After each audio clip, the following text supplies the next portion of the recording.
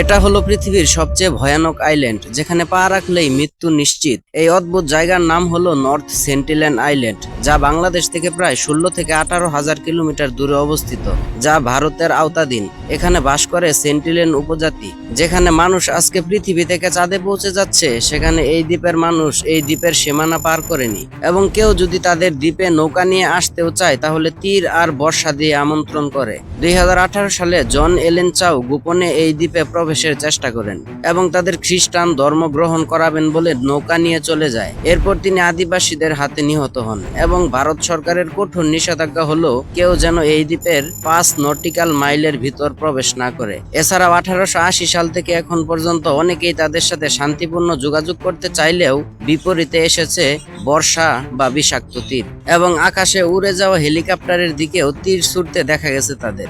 গবেষকদের মতে তারা এখানে 50 থেকে 60,000 বছর ধরে আছে।